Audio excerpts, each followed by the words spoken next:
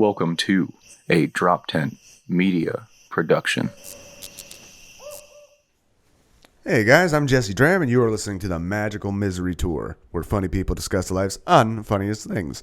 Our guest this week is Larry West, good friend of mine. He is a local politician, elected official, and artist. We get into a lot of stuff, a lot of the political partisanship happening these days. We talk about the Guyger case down in Texas with the off-duty police officer who shot somebody in his apartment.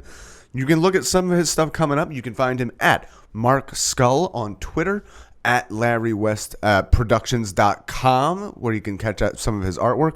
He is also on the board for the Mount Airy Art Garage. You want to check them coming up at the Darksome Art Fair. That is September 26th, October 26th. I don't know. Did I say August? September. Well, it's not that anymore. It's October. That's the Darksome Art Fair. Get out there. Check out all details on MountAiryArtGarage.com. We'll see you at the show.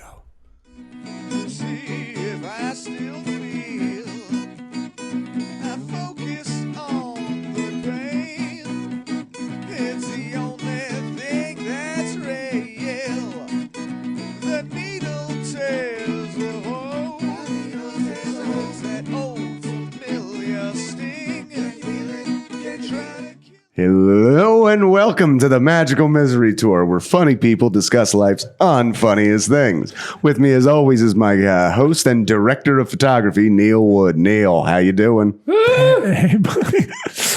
I sound different this week. No, hey, buddy, how are you? Looking good. I like your alt-right. You're looking good? I like your alt-right haircut. Yeah, there's not a lot of choices for me this time.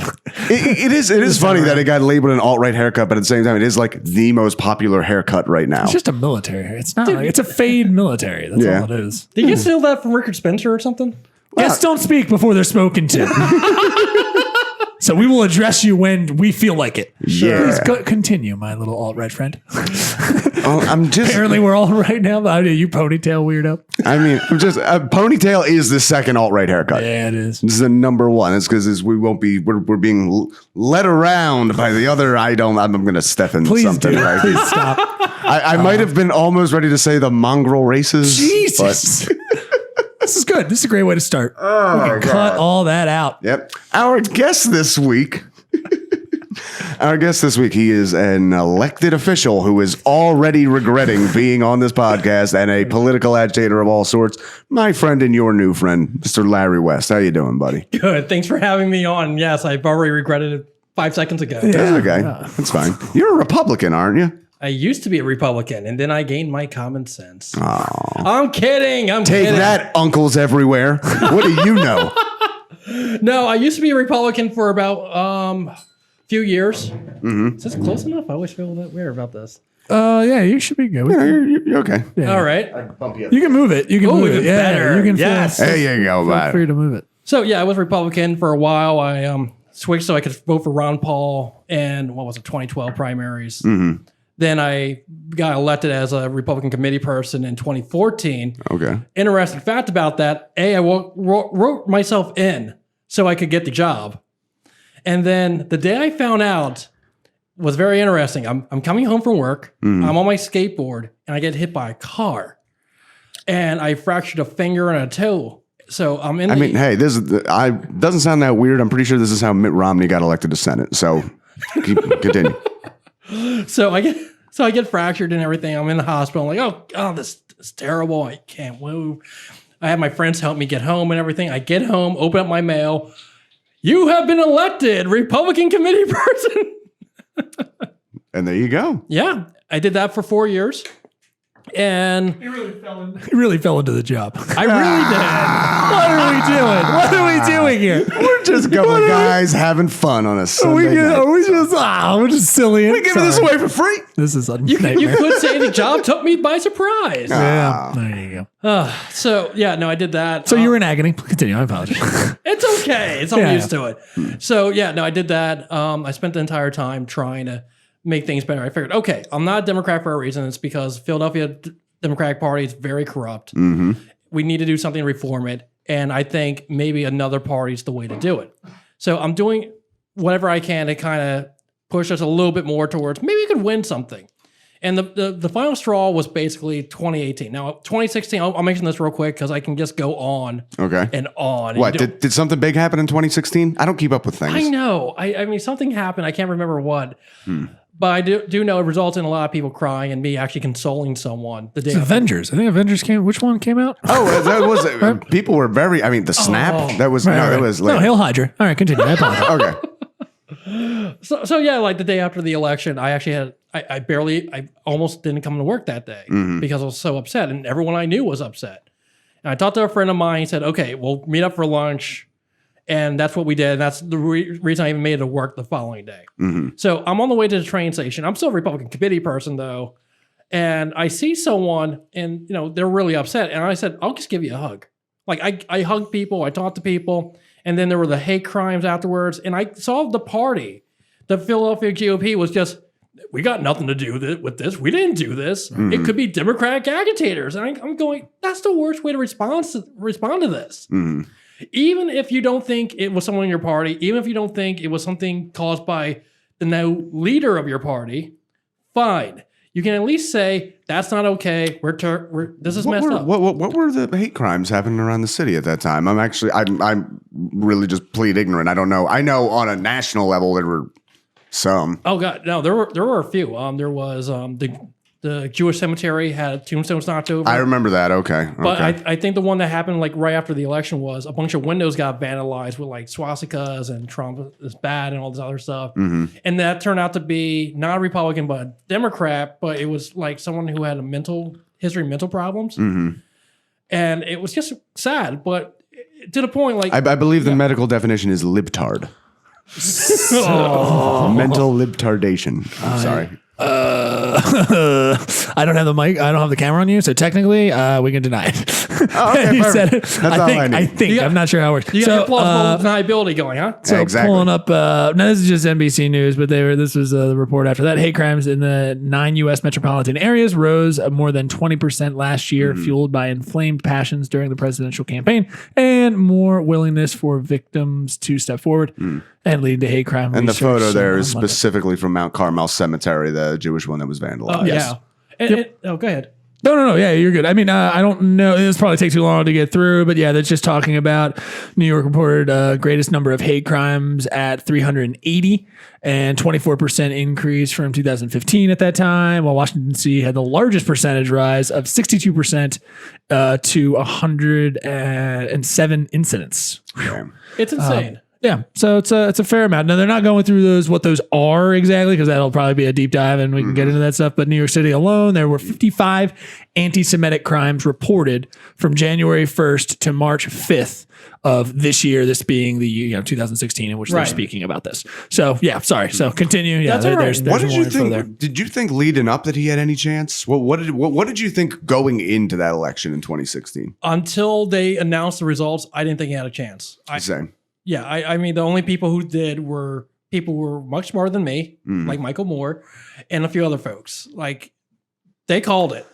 It's and the thing is, like, I'm in my bubble. Like, everyone I know is in their own little bubble in one way or another. Like, even in Republican circles, I thought the Philly GOP is like, oh, we're gonna win. Like, yeah. Right. Well, Sure. part of it's a little bit like, do you really want to win with this guy is like your main if this guy is setting the table for years to come now? Yeah, exactly. Because that's definitely what happened. And that's the thing, like before the 2016 election, not even the primary. Like I have to say the primary. I started seeing it then. So the primaries were taking place, and I started seeing something in the Philly GOP. We had John Kasich running for president. And I thought, John Kasich's awesome. Like, he's a moderate Republican. He's exactly what you think of. Everyone else is just kind of rather not. Wasn't he Romney's VP ticket? Somebody like that? I know his name. Right. No, he wasn't Romney's VP ticket. I can't remember who was Romney's VP. I mean, people barely remember Tim Kaine was Hillary Clinton's running mate. Yeah, and I was actively trying to remember that when you were saying it. Yeah, I had a feeling that was going to be the case. I remember I was watching the election with my girlfriend at the time, and she was just like, I'm just really worried he's going to win. Like, he's not going to win. What are you talking about? And like, Michigan and Wisconsin. That's a little. Yeah, no. We're still Ohio. Oh. Yep. Oh, no. Oh, no. Also, I want to say that I did go to vote for Hillary that day, but apparently I had never been formally registered. So apologies for Trump. It was all my fault. You fool! I knew it was me. No, but it's like up to the primaries. Like we had a big field, about 16 candidates. Like, okay, Trump is not going to get it, and he was just hilarious. I even wrote a letter after the election in 2016. I'm jumping all over the place, but after 2016, I wrote a letter about this. But I kept thinking, okay, maybe the crazy person won't win. But then I started seeing something in the local politics, and it was disturbing. And you know, I normally go on like forever about all this stuff, and I know I can't. Get into it now. I'm gonna reel you in a second. All right. So what I started to see was the party stopped being about traditional conservatism. And I want to say this now. I'm a raging liberal. I've been a raging liberal. But I was like, you know what? Sure. It's better than corrupt Democrats. Maybe we can do something here, and maybe there's an inroad kind of thing. Right. So it went about being classic conservatism that I didn't always agree with, but I could at least deal with, to, you know, illegal immigrants are everywhere. You know, they're coming to get you. Like it became more about the far right stuff than anything else. It became more tribalist. It really did. I would definitely say. Yeah, I think it was building. I think the tribalism was built. I mean, we were always, if you were thinking about Jimmy Dore and liberals, now they're just people who are just like, the whole thing is corrupt. I mean, we were all kind of going there. We're like, all right, two parties sucks. It's just two parties. This is ridiculous. It's been like that forever since the League of Women Voters. I still think the huge thing that fucking started that was, number one, you had the contested election in 2000, immediately followed by 9/11. Sure. Like, without those two things, I don't think we get as split as we are. If not for the fact that we saw, like, you know, when the stakes were the absolute highest and which way we went. I think that pissed off a lot of people. Obviously, going into a fucking war, shit like that. Yeah, and you know, that was a weird thing. Like, I was thinking about this on the 18th anniversary of 9/11. I thought about a bunch of things. One thing that stuck out in my mind was like, oh my God, there are now people who are going to be able to vote who never experienced 9/11 like I did. And that's a mind-blowing thing. Well, if we're just talking about political elections, I mean, I think a big reason we got fucking Trump is we had a bunch of Bernie bros who were too young to remember fucking Nader in 2000. Oh, it's exactly the same. Go ahead. No, you're please. I was going to say, I've argued with people about this, and you know, sometimes they agree, sometimes they disagree. Yes and no. I gotta say yes and no. Like, yes, in the sense that, yeah, there were definitely some people who said, okay, I guess I'm going to vote for Trump. I can't tell you how many of my liberal friends were like, oh, the Bernie bros. No. I'm saying specifically liberals who were very in favor of Sanders who wouldn't vote for Clinton. That's what I'm saying. Oh, well, you're right. Just like the people who voted for Nader in Florida who would have otherwise voted for Gore, but like, I want this one, and ended up, you know, fucking up the whole soup. You're having the same decisions with the third party candidate who didn't want to go with Bernie or Hillary, thinking they're all their crazy ideas, and they went with either Jill Stein or Larry, help me out here. It's who was the other libertarian? The other libertarian was Gary Johnson. Gary Johnson. Thank you, buddy. Yeah. So this whole thing now, I just the conservative friends. You know what I'm finding more of, like, the conservative. I don't even know if we would call them. We need to change all our terms. It's like conservative people who voted for Trump. Oh yeah. And that's what it should come down to, because a lot of people consider me conservative. It's like, no, I am very liberal. I just find a lot of other liberals very annoying. Sure. Yeah. Right center. Yeah. Right leaning at worse. I like the thing now that, like, if they're like, you know, you know, I don't have to like everything he says, you know, but I did vote for him. I was like, but I voted for him. I don't like everything he says. And that's kind of now the new thing I'm hearing. Like, I hear a lot of people say, they're like, well, okay, do you support him? I mean, if you support him and you support everything, I don't have to support everything. I was like, okay, but he's an absolutist. Right. That's the problem we find ourselves in now, right? Like, he has never been like, my bad, like, for anything. Exactly, yeah. So if you're saying that this one wrong. Right, he always thinks he's right, and no matter what he does. So even if you don't agree with what he's saying, it doesn't matter. Right. It does. Yeah. There's no middle, as my uncle would say. There's, you know, no one's everyone's hot or cold now. There's no warm anymore. People are like that weird dividing line. But I mean, so your whole, like, transition over into, like, conservatism, and, you know, it's you know, core beliefs just being basically right. It was always just family, but not like crazy. They weren't pushing it on you, but they stood to hold those things dear. Was right. It was like family, traditional kind of stuff. Yeah. And then, of course, I mean, it's like fiscally conservative. And then, I mean, so how did you find getting into that party when that switch came over? And then what happened after? You're like 2016, everyone's getting strained. You guys are all just like, he can't be, no, this is what we want. He's infallible and we're doing everything correct. And Russia, That's kind of what it was. Like I said, I've always been a liberal too. Right. I guess joined because it was better than whatever was going on. Right. But that being said, like it went from moderate conservatism to far right stuff. And and then they kept, and here's the thing. The Philadelphia GOP, after Trump won, they realized something. They saw the numbers for Trump were up. Like they had more people vote for that Republican candidate than any other candidate in years ahead. Right. Mm-hmm. And they're like, oh, wow, I guess this works. So 2017 comes, they're doubling down on that and using that kind of terminology. 2018 comes, they're doubling down, they're working with that. Right. Krasner was elected in what, 17 or 18? 17. Wait, which one? Larry Krasner, the district attorney. Oh, God. It's been a lot of changeover. I thought Larry Krasner was the guy who molested all those gymnasts. No. That was Larry Stick Together. It was not that Larry. It was Coach. What other? No, it was. It was some guy with last name Kras. Oh no, it wasn't Larry. Larry don't stick together. If there's a bad Larry, we kick them out. Right. So that was. I was way the fuck off. Who the fuck is the gymnast toucher? Jack Bardo. I don't think that's No. Oh man, why did you divert us to this? This is. I'm sorry. We need to know this. Larry Nassar. Okay, that's pretty fucking close. I get you. Yeah, that wrong, but close. Yeah, good job, buddy. You were the one who said Larry stick together. What?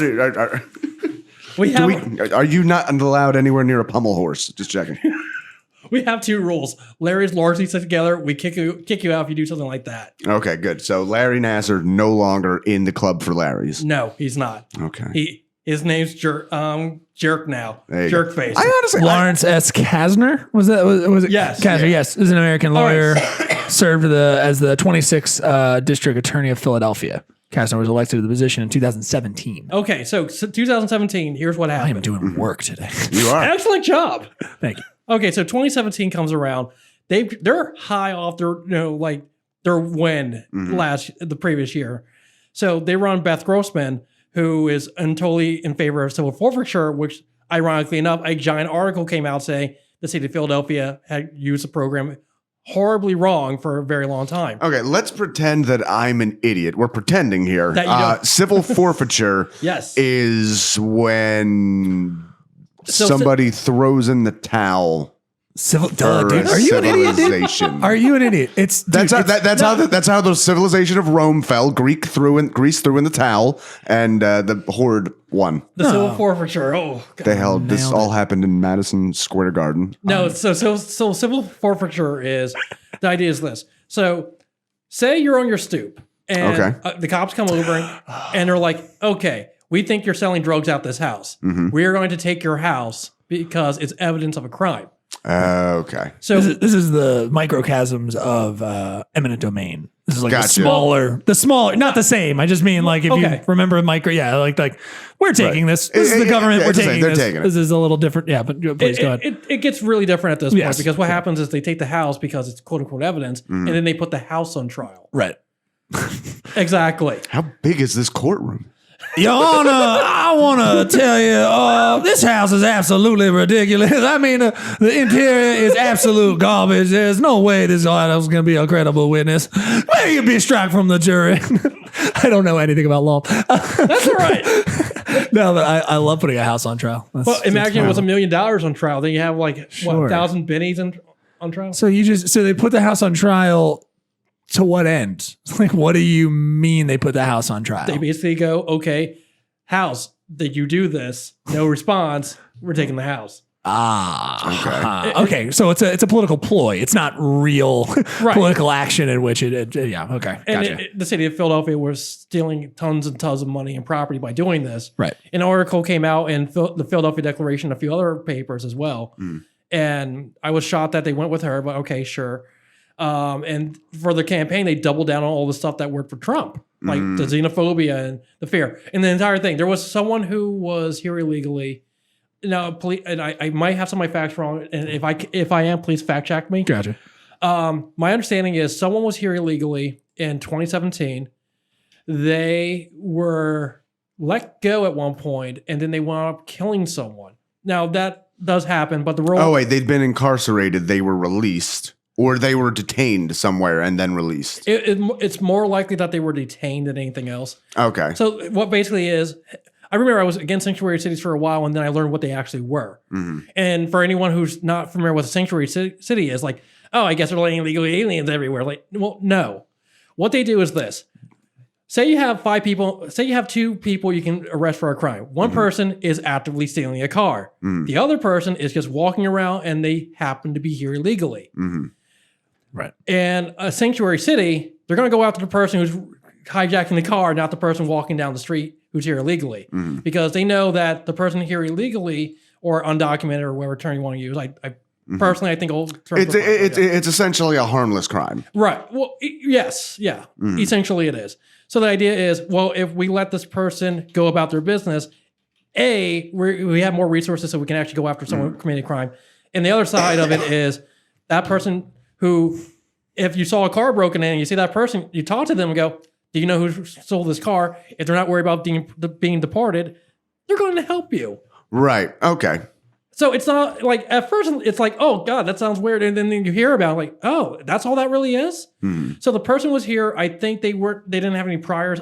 Again, please do not quote me on this. I'm just trying to remember this off the top of my head. And they kept saying, well, this is what happened because of Sanctuary City. It's like, well, no, this is the exception to the rule. Like, right. That's not how that actually works. That's right. Okay. And I've heard that. That's usually, believe me, that's one of the big ones that my uncles get all up in arms and like, he shouldn't have even been here. They had him locked up and then he got out and then he, killed that kindergarten class when he'd just been put away. It's like, it's just the one guy you're forgetting. Like literally any restaurant you eat at in town, you're kind of supporting illegal immigrants to a certain degree. Well, I thought you were going to say at some restaurants, let's go with. Well, no, I'm talking particularly the suburbs. Everyone I've worked at, it's pretty much everywhere. It's just it's a lot of a hidden immigrant class. I don't know. Let's get off this. Okay. So I'm a little curious. Yeah. What got you into this in the first place? But give me a little bit. Where do you come from? What's your life story? What, politics wise? Well, yeah, but I want to know what led to Larry the person getting into politics, and I want to know his background. So where you come from? What's your story? That's a song lyric, isn't it? I don't know. I'm just a fucking wordsmith, man. Everything I say comes out lyrically. So what it was for me was, it was actually September 11th. So at that point, I'm mostly watching cartoons, just like any other. How old are you, September 11th? Oh, I was going to say 16, like any other 16-year-old, mostly watching cartoons. Okay, I was picturing a much younger. Yeah, no, watching cartoons. Wait a sec, you're watching cartoons at 16. That's a school day, young man. That was a Tuesday. Well, no excuses. Okay. All right. Dude, I would no comment that. I'd 100% as your PR guy, as your elected official, I would definitely no comment. I can neither confirm nor deny. Client's a flim-flam man. Don't know whether he's coming or going. Man. Yes. Was he watching cartoons? Was he maybe trying to board an airplane somewhere? Got back just in time to watch a pup named Scooby-Doo. Which is very much not an age-appropriate show for a 16-year-old, but We can, well, in the sense that a pup named Scooby-Doo came out in 1988, and it was 2001. So yes, 1988. it was like 1988. I remember 89. watching that when I was really young. That was the thing. It blew my mind because I kept looking at it. And one thing you didn't tell them is I'm also an artist, but sure. Sure, look, fine. I asked you what to call you before this, I know. and you said political agitator and founder of the Proud Boys, and that was a joke. Well, I'm just glad you didn't call me late for dinner. Oh gosh, we need to. This is jumped. The wow, you are. You need to rein this in. I think you are very much a Republican if you can pull off a fucking uncle joke like that. That was upsetting. Okay, so oh god, Neil, working hard or hardly working? Yeah. So I have to go back and have to go down a peg here. So you asked me. I know we already forgot because it was September 11th, but could you go back to that day? and tell me what about that day you thought was going to spur you on to political life. Well, it's actually at that point that I was mostly watching like cartoons, playing video games, like any other 16-year-old, I guess. And then I'm at school, I hear about this, and I come home, and then I'm just glued to the TV watching every news network to find out what on earth just happened. And it was just, obviously it's incredibly traumatizing for everyone to go through that, and watching it and understanding it. And you know what, since it's measurable misery tour, I'll mention this. I was seeing a therapist at the time, and I had a therapy appointment that day. Okay. And I think, to quote the great Lewis Black, we all had that one moment where we said, well, there goes my plans. Yeah. No, I think 9/11 is a good excuse to change your plans. Yeah. So sorry, honey, I can't make reservations. 9/11, it was just messed up. So I'm watching all the news, I'm following what's happening, and I'm watching everything. I'm watching CNN, Fox News, MSNBC. And back then, no one knew, like, Fox News was just a regular news channel at that point. So fast forward 2 years, like, I am just obsessively watching it for years and years and years periodically. And at that point, like 2003 came along and the Iraq war started to build up a little bit. I tried to get to, my first protest was going to be in 2002 against the Iraq war. And I had a teacher talk me out of it. Okay. A college professor, as they would say.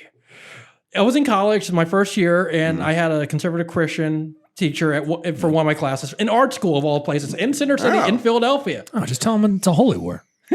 It kind of was. Yeah. It's not wrong. It is. So you should have been like, it's a holy war, dude. I'm going there for Jesus. Well, I didn't know what to tell him at the time. Right. Like, I'm still learning all this stuff. And he's like, well, do you really want Saddam?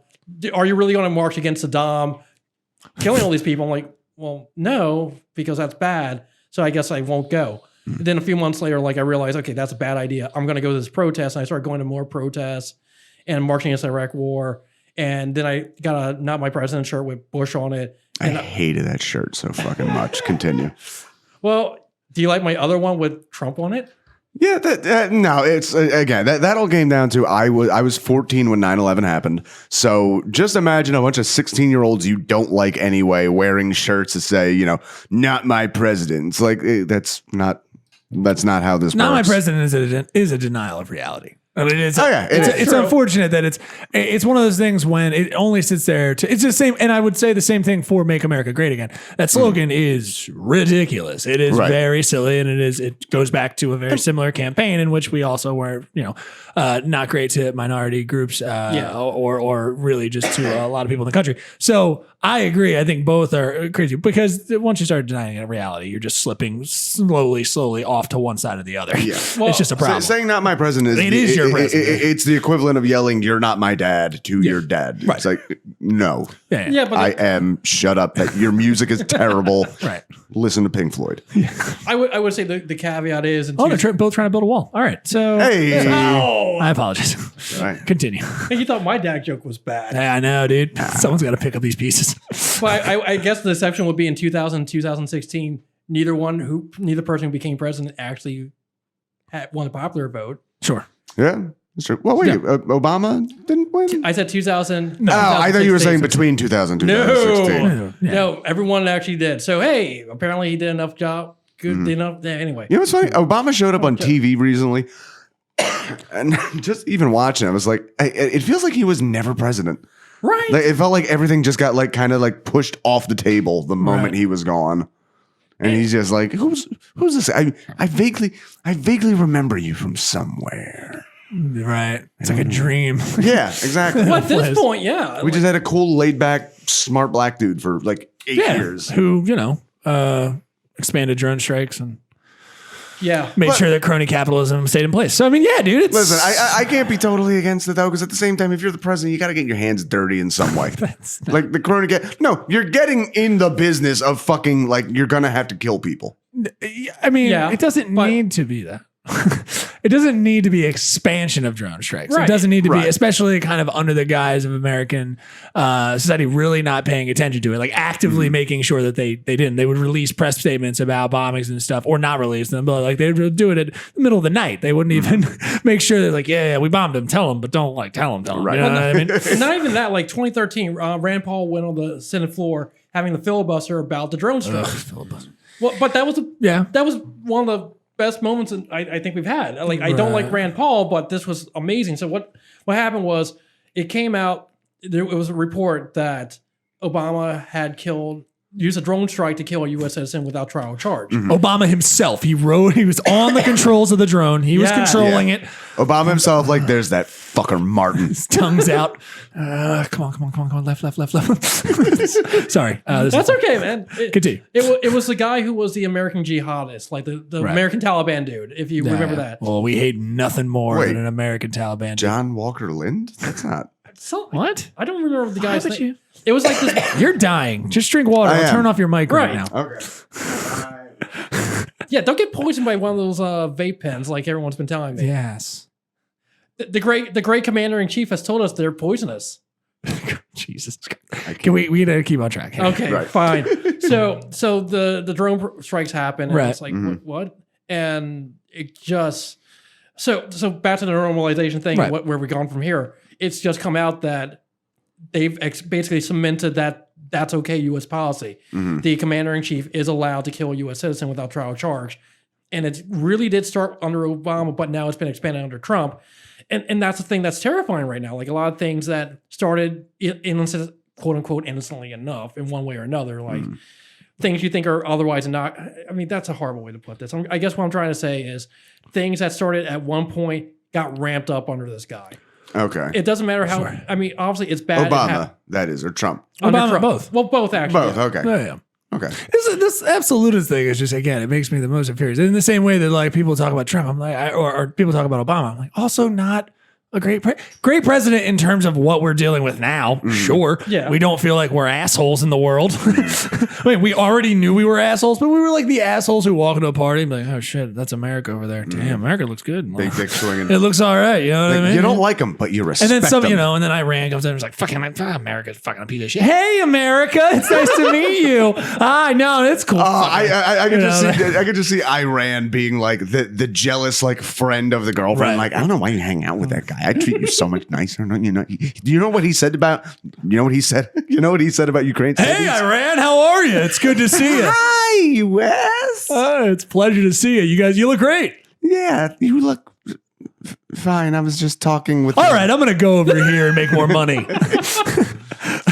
No, but yeah, it's very interesting, and I don't understand why we have that kind of sense, but it has been ramped up, and I think that once. I mean, would you agree, Larry, that once we never brought back the executive power after 9/11. Exactly. Right, we we ramped never, it. we never reined it back in. Yeah, we never reined it back in. And then we tried to, before, if I'm remembering this correctly, we tried to when Obama was coming in.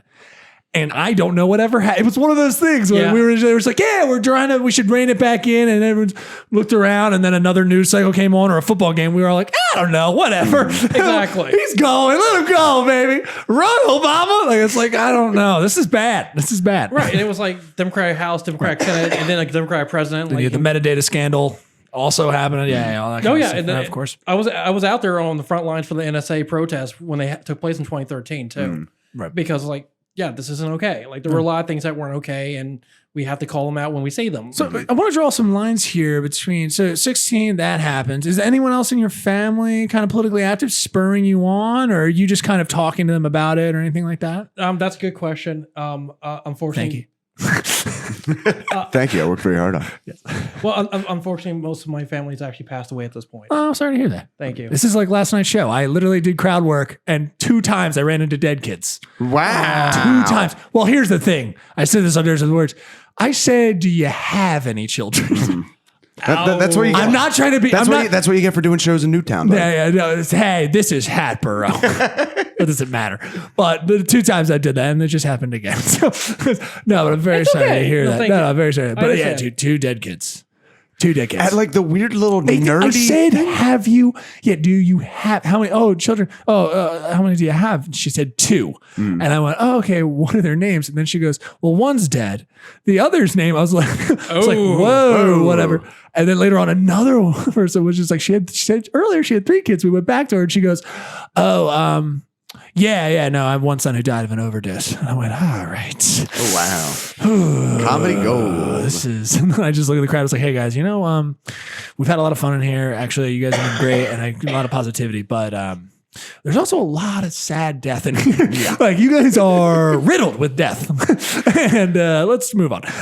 Okay. But I'm sorry that but to your point, like they didn't want So to. who were you looking up to? Was there anybody going there with you or anybody kind of spurring you on or mentors? What kind of?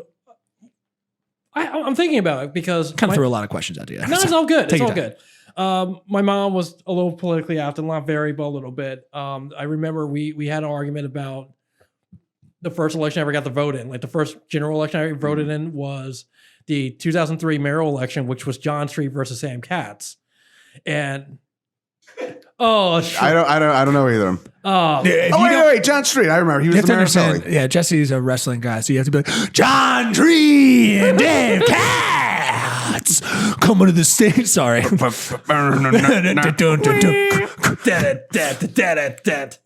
I'm probably gonna be watching wrestling later tonight. So Nice. I'm all about it. Yeah. But yeah, I remember at that point, John Street basically said, he said, and I quote, This is a Philadelphia election to clarify. oh, yes. Yes. Continue. This is 2003 Philadelphia mayoral election. Gotcha. John Street was running for re-election against Sam Katz, who was running for the Republican nominee, who was running as a Republican again for the second election in a row for mayor.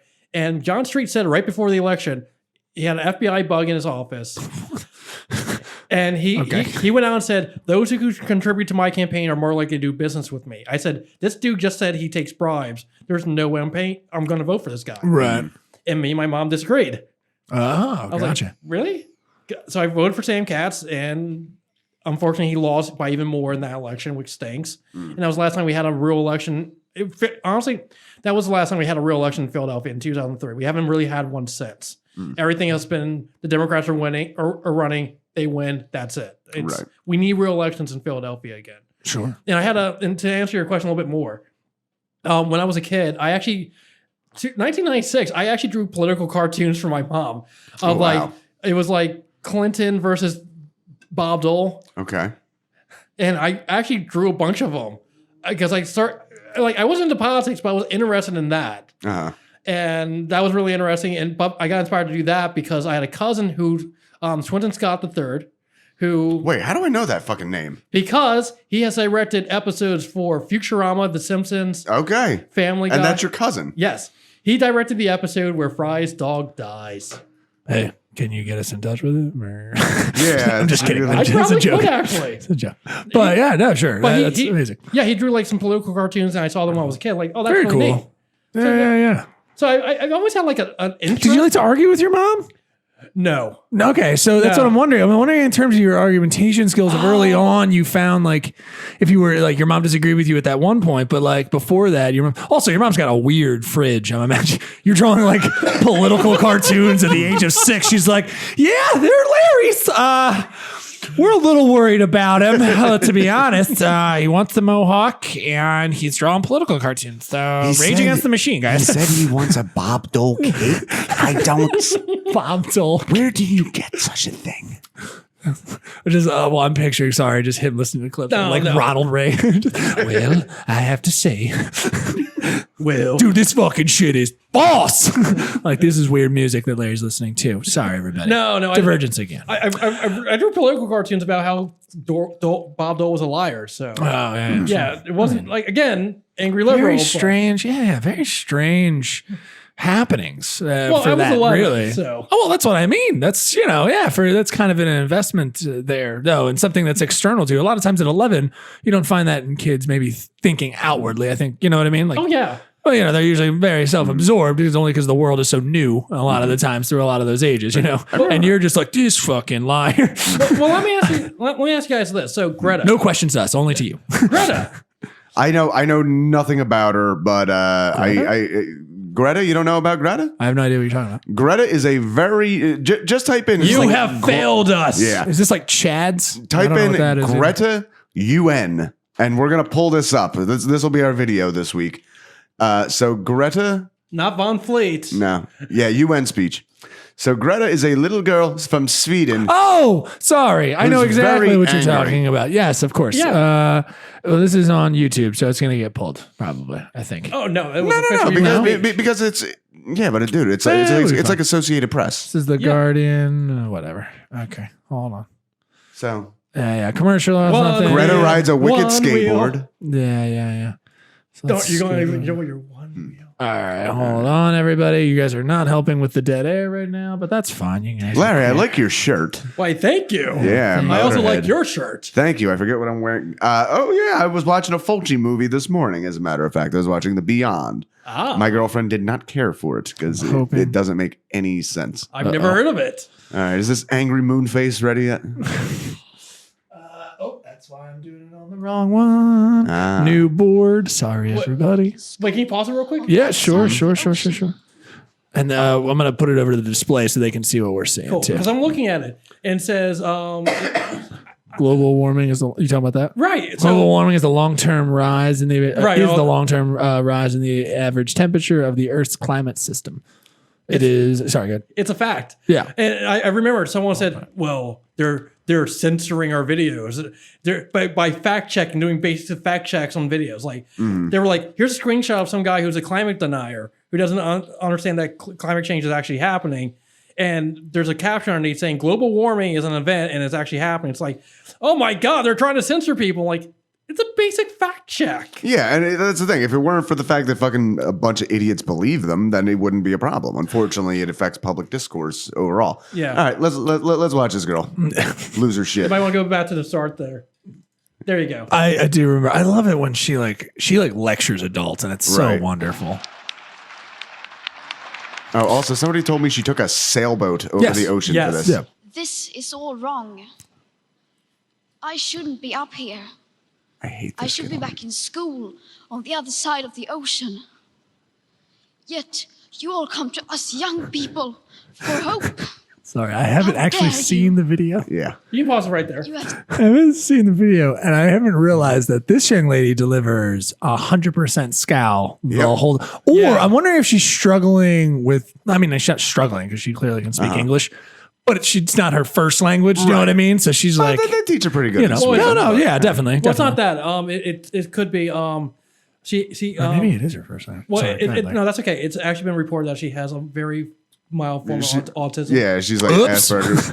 Yeah, which is like I know people, and that's awesome. Like, Sure, that's it's a not lot. a big deal. Like for your average person to go in front. I mean, you guys know this. You're comedians. Like, for anyone to go up in front of anyone to say anything, it's freaking terrifying. So it's like more power to her. It's normal to us. And it's amazing to me that like The UN? You think you wouldn't be shaking at the UN a little bit? Rush at the UN. Hey, how's it going? Iran, how's it Hey. going? Remember us, America? How you guys doing? Oh, get shit. down, India. how you Hey, doing? India. hey, Belgium, I'm really thinking about getting a gun. What do you think? Good idea, bad idea? That's an actual part of a bit that Yeah, I like that's that what I like. he tapered in there.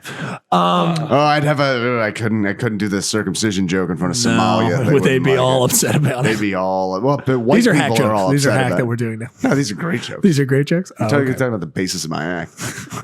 I'm just gonna drink some water while you're guys Please talking. feel fine, free. that's fine, Please that's feel fine. free. I'm going to turn off your mic. Oh, Now you can't talk until there we go. The water's complete. There we go. Neil hates water in the mic, so Well, it's a thing that happens. I just want to, if it's happening, I'd like to of course. minimize it for the listener. But it's like here's the thing. So I remember this. It was awesome, and then there's a death metal version of her speech. Oh, really? I've heard about and that. she's Okay. totally behind that, and they made it a single, and the money's going to Greenpeace. Like, yes. Nice. nice. So, but the- good. The money's going to eco terrorists, and Right. about Yeah. Oh. But Wait, I want to watch a little more. But yeah. Oh, I thought we were No. done. If it's done, don't worry about it. I mean, the thing that blows my mind is the way people have been criticizing her. Like, oh, well, she doesn't really believe in this, and she's crazy. Like, Yeah, that's right. No, I know a lot of people were like, "Oh, this is somebody whose parents had been like, Oh, that's argument. good night, sweetie. The globalists are gonna Right, that they've been putting her up to. Well, it's the same thing with that was Alex Jones's kind of whole thing. It's like the kid actors and stuff. Like, Their parents put them up to this. It's 100%. It's like the new thing now is like if something is factual, there's been wonderful ways to get just like, nah, they're actors. Like you just say anyone's an actor now. They're just like, no, their parent put them. If they're under the age of 16, they're lying. Right. They're 100% a liar. That's also just a weird thing with like, there's a whole generation now that like knows exactly what they look like on camera. Right. Yeah. Like you ever watch like home videos from like the 80s? Like, you see it come up and it looks up to somebody and their first is like, hi, Bob and Diane. I hope your marriage is a real winner. Yeah. It's like, but now we're so used to having like cameras everywhere. Yeah, we know what we look like on camera. Everybody looks a little bit more seasoned. I have no training whatsoever. I've come across fucking dashing on that. Not the right camera. That's right. I'll go there. There we go. Wherever I point is the right camera. And then you looked over there. And then, okay, there we go. We got that act out. But to your point about you're Good job, 11, everybody. like you're 11, you're into politics and stuff. Like it's amazing. Like 16-year-olds are understand this stuff. Generation Z knows their stuff, and it's awesome. Very true. In fact, craft fair on this last Sunday, someone comes up to my table. We start talking, and it turns out like they're probably still in high school knowing the person, and we start talking about Trump and the impeachment process and all this other stuff, and they understood what was going on and everything else. And I remember when I was 16, I kind of knew, but not really. And they're at that point, and it's like that's awesome. Like we have a generation of it's awesome it's awesome in the sense that we have a generation of people who are really paying attention, really understand things, and want to do things. Who isn't dropping the ball like the millennials? Yeah. No, I would Those darn millennials, man. Hey, dude, I would say that in that generation that I am, I guess I'm the younger ones. We're millennials. We're the young. I'm trying to remember. I'm a millennial too. Yeah, no, I'm just remembering that. You have to remember it's a wide spectrum. It's a wide range. And they split it into two. I think I'm in the younger ones. I think we're the older millennials. We are. Oh, okay. Yeah, but it's So I just found that I think like our generation in expansion really just did social like cultural things. We didn't really get into. I think this culture, especially the ones coming up, are either two people. They're either completely ambivalent. Like they're completely, the phone has captured them. Internet has captured them. They are completely gone. It's only like, stars who they care about. Like it's, you know what I mean? Or it's the other ones where they're very politically active. Yeah. They're very, they're online. They're trying to read everything and understand everything just to be like, oh shit. Right. We're kind of on the brink. Everyone in front of us has no idea what the fuck to do. And that's why you have like, what was after the Parkland shooting? Was it Parkland? Yeah, it was the Parkland kids. Who was like, they were like, hey man, this is ridiculous. Again, she was someone else. They were like, her parents are putting her up to this about the guns. Like, no, they're not. Right. She was in the shooting. Parkland was the beginning of one thing in particular that I am very happy that journalism is starting to do now. I do not know the name of the Parkland shooter off the top of my head. Yes. That was the first one that I remember. They are actively trying to not say this kid's name and publicize it, and I like it. And I remember reading, there was this video that would go around after every mass shooting saying, here's what you do and what you don't, the media should and shouldn't do after a mass shooting. And the big one was don't talk about the shooter. Don't glamorize the shooter. You talk about the shooter, the shooter becomes a hero with a bunch of jerks. Well, that's also just us as a society. We're such a storytelling culture that like if the guy gets caught and doesn't get killed, it's always like, oh, I can't wait to find out his motive. Like the motive is always fucking stupid and barely there. Yeah. Like I remember everybody like, I can't wait to hear everything about the Boston bomber. We learned nothing about that kid. You're right. Nothing. We found out he was a cutie patootie. That's all we learned about him. Thanks a lot, Rolling Stone. That was actually pretty crazy. I don't know if you remember that. I got the issue. Yeah, but no, not only that, but it came out. His name was Jahar Sarnav. There were a bunch of like tween girls who like started these websites. Like he's too cute to commit terrorism. Oh God. But I wouldn't mind. I wouldn't mind that. I wouldn't mind a little Taliban beat. Fucking Tiger beat. I was too cute to commit terrorism. Al-Zawahiri's top picks for cutest up and coming jihadis. He wants to make sure you can't drive. Do you want him to? The mujahideen you bring home to mom. I mean, I can't imagine that they did that. That's crazy. Yeah, I don't know what happened now that they grew up. Sure, I mean, it's a microcosm on the internet. Well, I remember watching, getting the cover and everything. I was like, I don't think they were trying to glamorize him or anything. It's like, just like Bin Laden or anyone else, you put the photo on the cover and like, this is who it is. The person just they did put kind of a dreamy filter on it, like bedroom. I don't know if they actually did or if that was just the photo that they had. So wait a minute. We're a little. Hold on. We're. I just want to say, I'll pull up whatever you want me to. We're a little ways in. Right. We got to make sure to stick to the format. I know. There's a way. There's a format. Because I could talk politics. Yeah, I know. It's unbelievable. I can talk politics with Larry all day because I love this kind of shit. It's my favorite thing. But we're not doing. Yeah, it's my favorite thing. I would love to know if there was. I mean, I think we didn't hit hard enough on the 2016. Like you were pretty destroyed. How dark did you get in those times? You know what I mean? Like okay, there we go. So yeah, I mean, and also, what do you want me to pull up, buddy? I apologize. The dreamy eyes of the Boston Bombers. Put in Boston Bomber, Rolling Stone. There you go. That's all I want to say. I want to take a look at this hunk who takes hunks out of people. There you go. Type that in. There you go. Let's do image. Oh yeah, man. Yeah, that is a sexy boy filter. Yeah, a little bit, isn't it? He looks I'll pull it up for the. He looks like Rusty Wright if he hadn't been dropped on his head. Actually, yeah, a little bit. I can see it a lot. Yeah, that's a comic friend of ours. Gotcha. Yeah, Rusty Wright if he's keeping most of his hair now. Oh no, that's good. Oh god. Hey, buddy, me and you. What? Yeah, crushing Ain't it. Going nowhere. Love it. But yeah, you're right. That is a very strange. I'm wondering. Well, no, this picture had to be. This picture's from something. Yeah. Oh, what? This can't be right. Oh, this is fake. Yeah, it's Photoshop. I'm all about that. No, pull that back up again. Yeah, that is. A popular, promising student was failed by his family, got great abs, fell into radical Islam, and became a monster. Dude, but this is from some. This is like a phone picture or something. This has to be. It's just right. That's like a probably selfie. Is. Right. Okay. Like that's why I wasn't mad about it. I was like, okay, Yeah. they're using a photo that they have.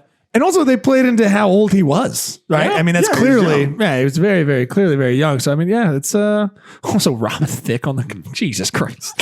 Oh, got two monsters who got away. I know what a piece of no. Gotcha. But yeah, it's 2016. Like after the election, I was really despondent. I was like, what's going on here?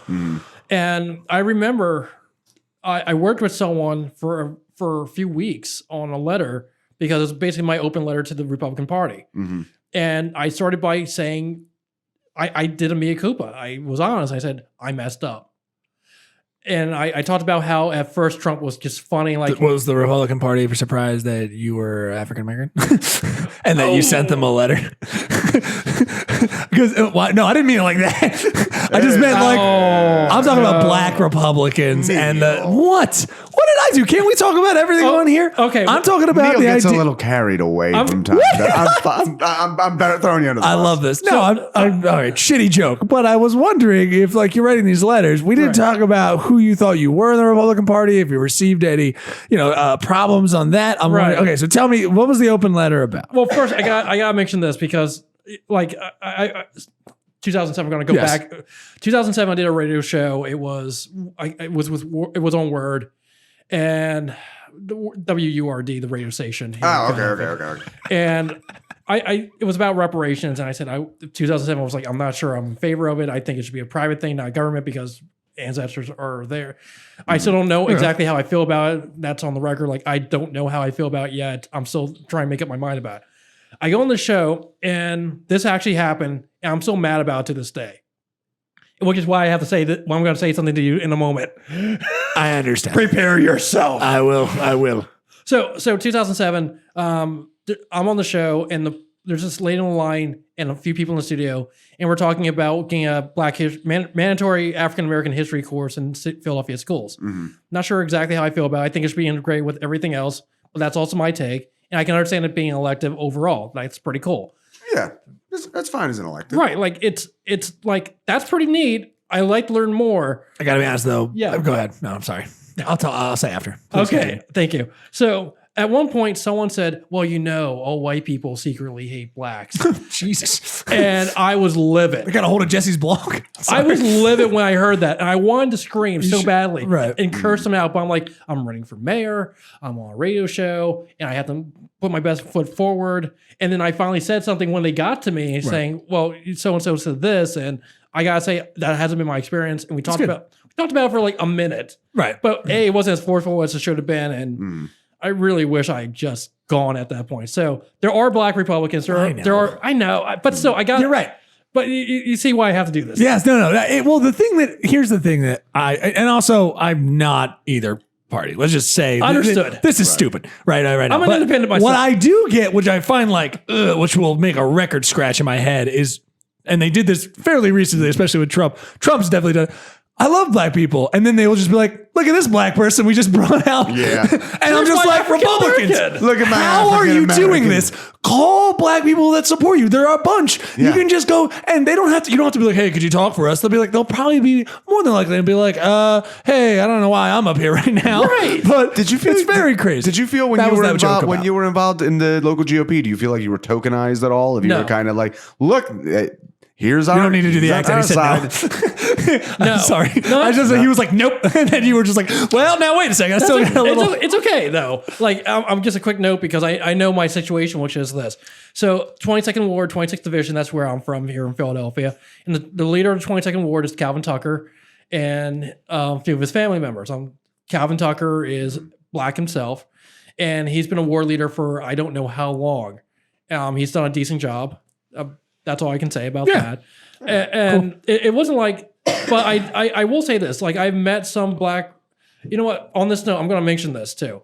So earlier this year, there was a woman who was running for mayor on the Republican ticket. So there were two people running for mayor this year for the Republicans. Okay. One is Billy from Philly.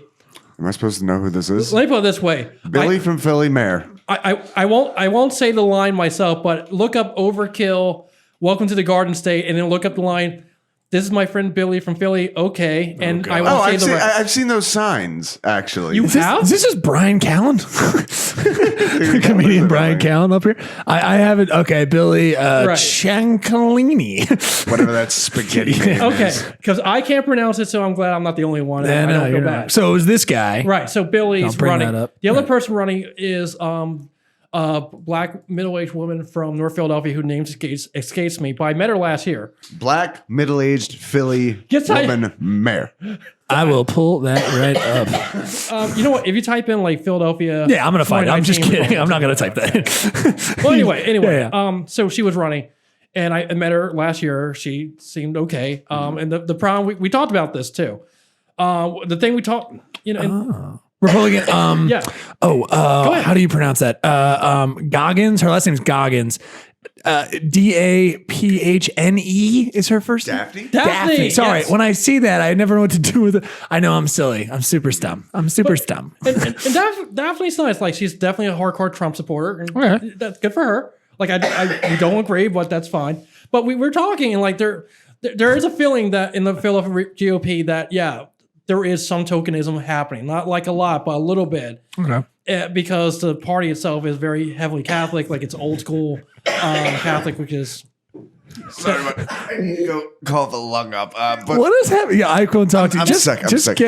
But throw in there. I want to hear. I want to hear how your politics and being involved politically has affected your love life, and I want to hear that at some point. Yeah, sure, that makes sense. Get out of here! Jesus Christ! Oh, what the hell's happening with you? Get it together. He is suffering. Oh, dude, these vapes are really vape poisoning. Bum. Just, I only have Larry on the. Yeah, you pulled him out. Oh, great. No. Just get out of here. I'll be back. I have him on the camera and just shut up. Oh my God, dude. Whoops. Could you get it to? I wish the audience could have seen that. I just didn't want to show it. It's such a nightmare. Well, that was nice of you. Multiple times. So yeah, we have a ton to talk about. Okay, so you didn't feel, which is good. I didn't imagine you did, especially in Philadelphia. I feel like there's probably, even though I'm sure. I mean, so what is your experience in Philadelphia?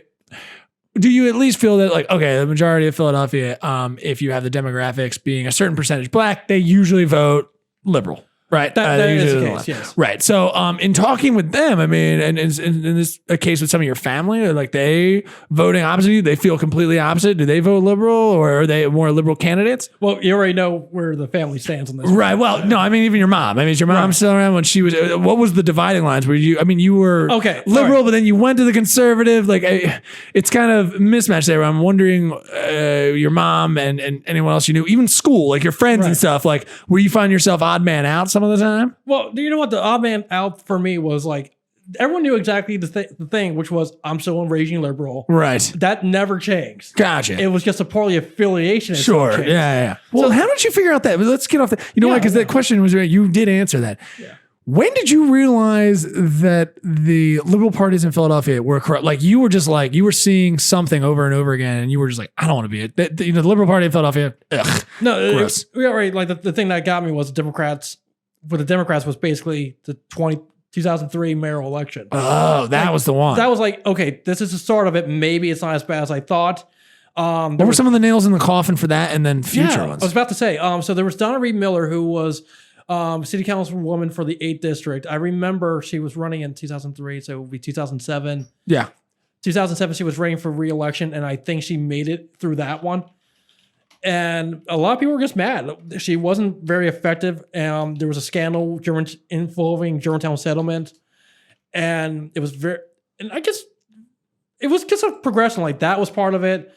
And I kept seeing like things weren't changing in Philadelphia for the better. We kept electing Democrats, but things. What were some of the things that you wanted to change specifically, if you could mention that? No, that's a great question. Sorry, of course.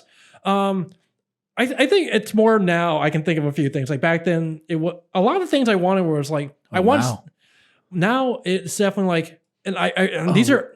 Sorry, that's okay. When you mentioned 2003, right? Mayoral, it has its own wiki. Oh, yeah. That's what I noticed. Yeah. That one was, I had the list of mayors for Philadelphia, that anyone who wants to ever look that up. The 2003 Philadelphia mayoral election, mayoral, excuse me. I'm saying memorial. Mayoral election actually has its own Wikipedia page, which I won't kill on, but that's not a good sign. Oh, why? I'm looking at your third result. Yeah. Oh, yeah. Oh, I thought it said Larry West Productions for a second there. Did it? Yeah, no, it doesn't. So every election actually has its own Wikipedia page. Everyone? Yeah. Oh, I didn't know that. Well, most of the more of the modern ones. But anyway, sorry. Yes. That's okay. So these are ideas. I was thinking about running for city council this year, and I decided not to at the last minute. But these are ideas I wish people would steal.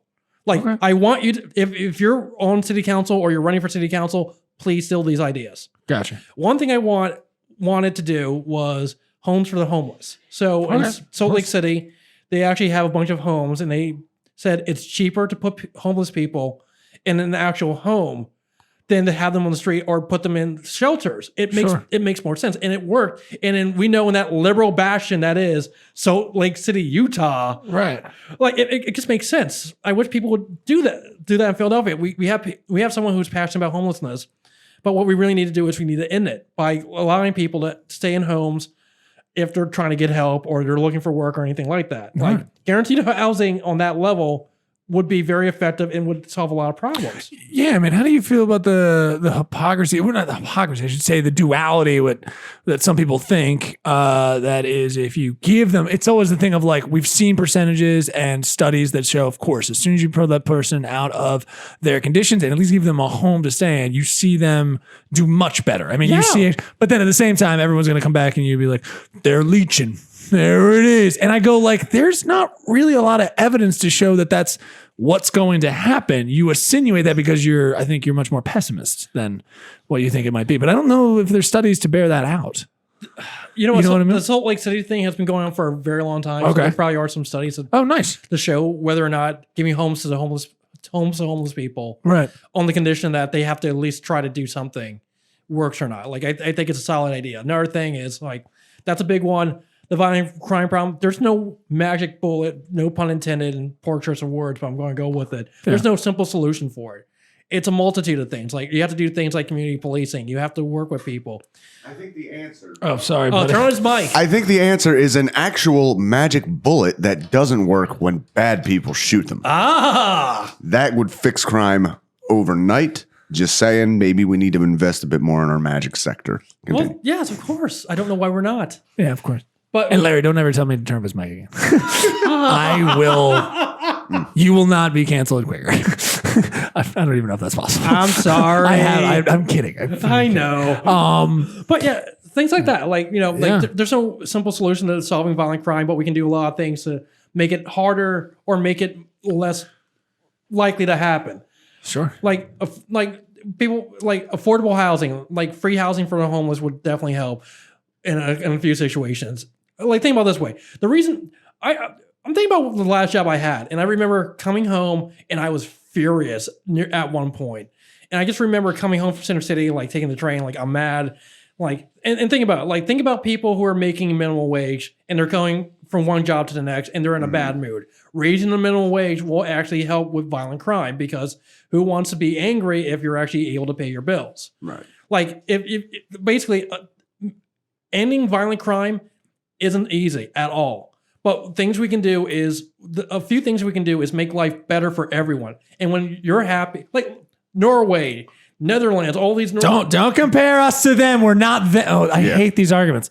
I hate them. I know they say it, but I hate like them. how one of the arguments always comes up is like, we're a lot fatter than them. That doesn't work here. I hate it. Why are ideas apparently centric for a place? Like, I mean, I was like, it's an idea. You can take a piece of it. Right. Like, It's not complicated. it may not be a one-to-one comparison, No. but the idea of a starting point. But the reason you don't hear about a lot of violent crime is because they're happy. Happy people don't tend to commit crimes.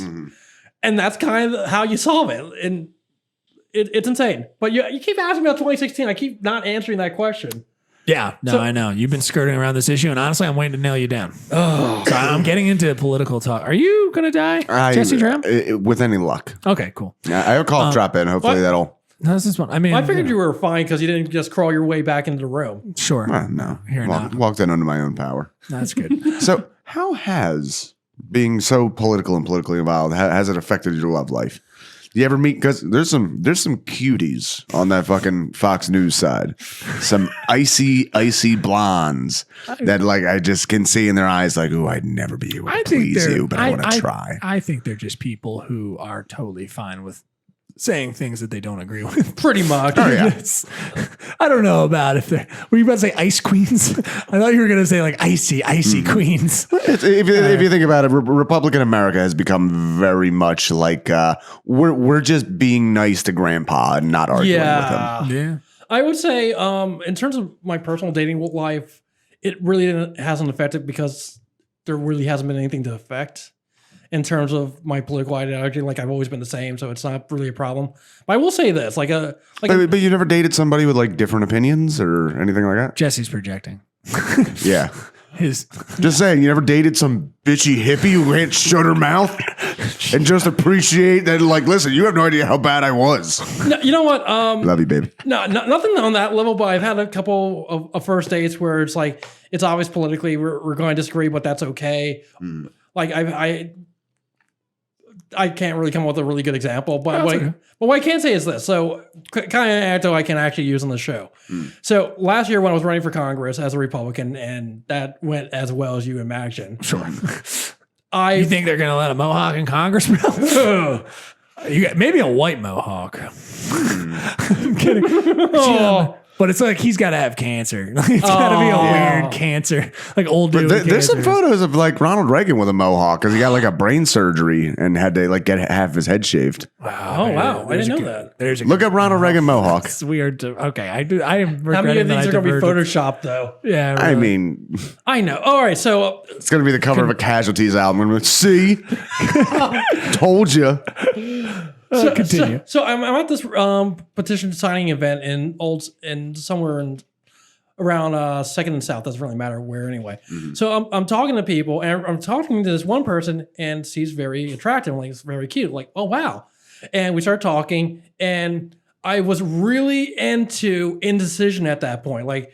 Hardcore band from New York, Indecision, like they're super, super liberal too. Okay. Right. And we're talking, and One More Time, the song was One More Time by Indecision. Okay. And I got really into it because there was this, I don't know if you've seen this video. It's like Mo Sislak teaching his, it's Mo Sislak from The Simpsons, and he's teaching this breakdancing class. Oh, yeah. And in one version, they had this hardcore song, like, what's that song? It's Indecision one more time. I'm like, oh man, I'm just super into it. So I'm at this Republican petition party and I'm talking to someone and I'm like, yeah, she's asked me like, are you in a hardcore band? It's like, yeah, I'm in the decision. Like, oh yeah. And she had it on her phone. Like, oh my. Oh. It's like, that's really cool. And I didn't get her name. So I go home and I looked at the people who went to the event and I kind of figured out who it was. Like, all right, cool. Went to their profile. The first thing is her shooting guns and how great Trump is. I'm like, this is not going to work, is it? No, it could have been worth pursuing. What would have been funny. That's the photo I was thinking. Oh my! Let me pull that up so people can see. There's a nice little Ronnie Reggies. Well, I have to say, I thought my hair would be more luxurious. Wait, did you ever see the conservative punk? You cut it out now. Now I'm calling it a day. I'm trying. You cut it. You wrap it up. Put the teeth back in. My teeth fell out. Jeez. That's happening a lot lately. Yeah, no, you're real gross. God damn it, dude. We've got God damn, he is in the government. Will you back the fuck off right now? I'm sorry. You gotta fucking pull yourself together, dude. I know. You know we have plans to take over the government one day. That's right. Okay. Okay. How do they feel about just your overall rockness? Wait, Trying to get so you're in an elected position, like you're kind of a badass rocker dude with a motor shirt on. A mohawk. Yeah. It's like anyone just kind of like, what is happening? not really. That's great. I'll say this: like God, I can't believe I get to say this. There's one good thing about Trump. He made it okay to be yourself when you run for office. Sure. Like, There you go. I know, again, this is one of those, oh man, that sounds terrible when you take out the soundbite, but that's actually kind of a good You're saying Trump plus mohawk, unbeatable. Yeah. Absolutely. Right. Unbeatable. Absolutely. You gotta do it. Make Mohawks great again. Gonna come out on those debates, fucking circle pitting, and just like elbow Biden in his old face. Oh. No, but the thing that actually is nice, like 2007 when I was running for mayor, I was like 22. I'm wearing a suit. I still have the Mohawk, but I'm like, I'm terrified. Like, I hit it fairly well most of the time, but it was so nerve-wracking, and it's like you always have to be on. You have to be the most professional person you can be. But I think what happens is I'm looking at someone like Cory Booker or Beto O'Rourke, and I'm going to leave. Hey, Beto O'Rourke was a bit of a rocker too. He used to play drums in a band with like the singer from At the Drive-In. I almost said At the Gates. Like that's cool on itself. Like cool, run for Senate, but it's like it's like when Michael Nutter ran for mayor and he was mayor, he kept going, everyone would bring up Mix Master Mike because he was a DJ and that was his thing. Oh, like, cool. Like that's cool the first time you hear it, but stop bringing it up. It's like I scored 10 touchdowns in a single game. Like good for you, Al Bundy. Right. Yeah. But why do you? That's a lot of touchdowns in a single game. I mean, true, but No, it just plays into the whole thing of like this is this is about popularity contests. Right. You know what I mean? If you're mentioning shit like that, it's like, all right, we're done. I'm done with you. And it's not even that. It's just like it's neat if you mention it once or twice, but stop bringing it up after a while. Like, or the Andrew Yang photo of him dressed as a punk. Like that's neat. I don't need to see it 20 times. How on earth did I get to this tangent? Yeah, exactly. I know it's a nightmare. Yeah. Listen, we got to get into high school. We got to get into some stuff here. Yeah, because the format of this is very important to me.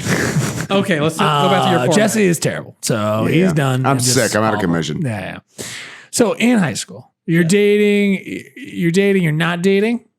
I had like one person I dated in high school. Were you the full rocker that you are now? Like, are you someone who was into Motorhead at a young age? Oh, you know what? That's actually a great question. Stop answering everything politically. No, because it was a great question. No, I love you. I just love this. It's a great question. I'm gonna think about that for a second. I love it. You're ready. You're ready for it. Dude. Actually, that is my default. Whenever I'm not sure of something, I go, that's a great question, and then I will just try to come up with something from there. But in this case, no, that actually was awesome. So back in high school, I was into rock and metal.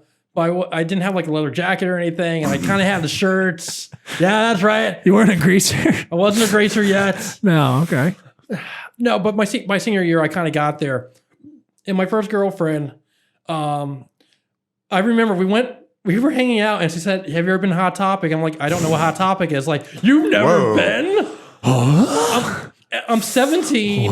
It's 2002. And then she introduced me to what Hot Topic was, and I loved it. I was like, yes. Oh, how could you, dude? It really was awesome back in the day. It was like Really 2002 to like 2010. It was great. Like all your God stuff was there. It was decently priced. All your God stuff was God. there? Goth. Oh, Goth sorry. stuff. The goth stuff was very overpriced. Like they'd have those fucking boots that like came up to your asshole, and it was. What, the Demonas?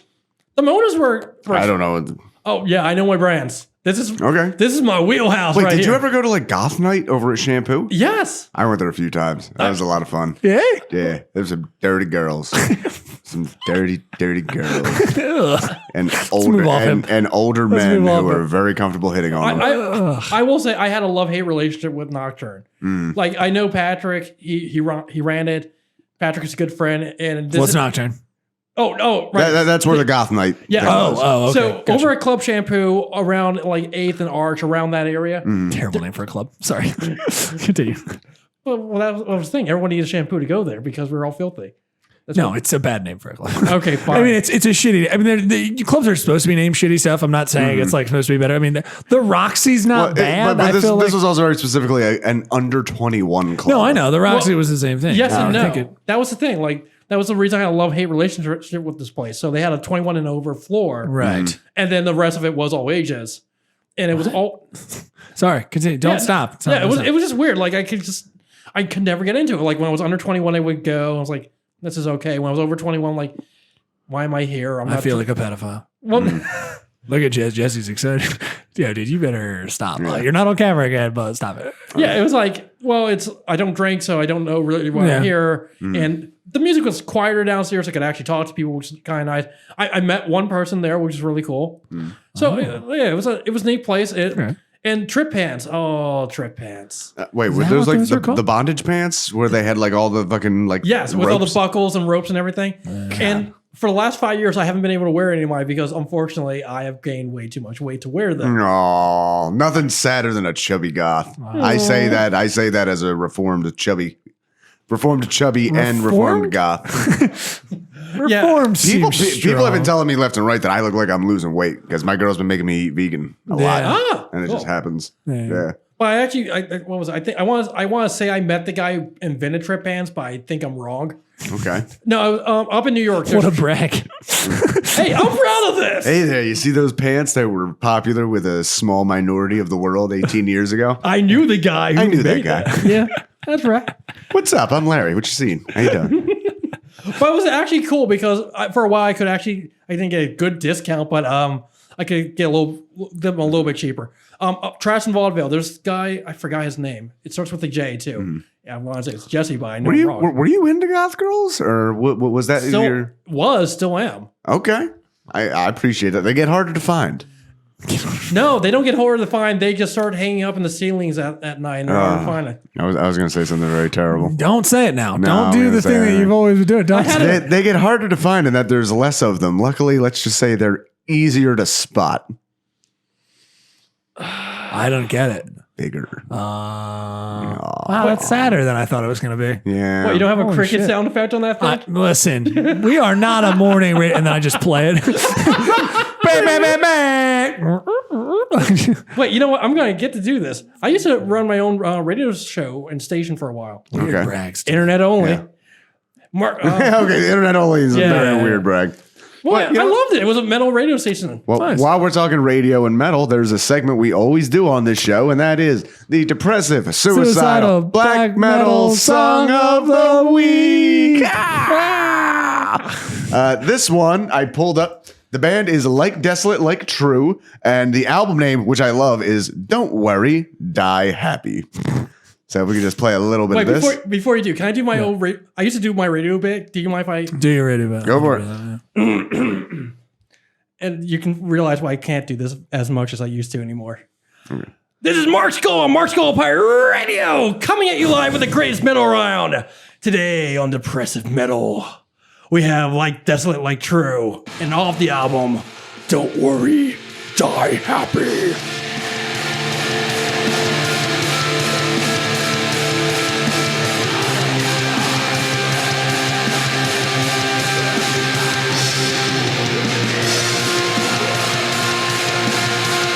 Yeah, I don't don't know, man. I don't know. I'm gonna go to the concert later. It's gonna be a good time. You know what I mean? Yeah. All right, this might be the best one we played just because they were smart enough to put the vocals way down in the mix where you can't point out how hilarious they are. Yeah. This is. So, and oh god, that album cover is getting dumber and dumber the more I look at it. It's like a way too short stool and a way too long piece of rope. Oh my, I didn't see that. Yeah. And the album name is written in graffiti, like it's a dilapidated, like, good luck finding something that's going to support your body weight in that dilapidated shithole. Yeah. This is. Bad Photoshop?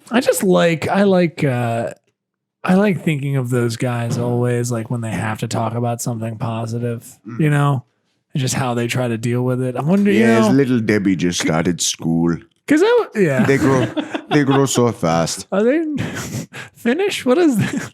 Is this band I Finnish? don't know. They're all Scandinavian. Oh, okay. Mostly. I just assume. I gotcha. Okay. I just look, because I was a goth. This is what socialism gives us. Because like I was goth, but I wasn't. You know, like I never was like actively like what is the guys from Scandinavia that like did the church burnings? Black metal. Oh, Yeah, but like the actual Lars, I think Lars. Oh, was Lars and all that? You're talking Yeah. Varg Vikernes. Varg Vikernes, thank you. Euronymous. wait. Yeah. You know what? I get to say this now. Cancel culture. Cancel culture. Varg Vikernes did get canceled. You know what? If cancel culture is a real thing, why on earth is As I Lay Dying still touring? Listen, but here's the thing. It is still cancel culture because other people who could easily just go their whole life and not see the thing they don't want to see, they want to block the people who do want to see it from seeing it. Sure. You're not gonna push me on this one. Oh, that's good to know that you. Why do you say that at the end 'Cause I'm to just- show that you're not open to other ideas? Because I'm just standing my ground. It's a thing. It's a thing we Yeah, do. yeah. No. But the thing. Talk about Trayvon Martin some more. Is that the right? Oh, that was the wrong one. Oh.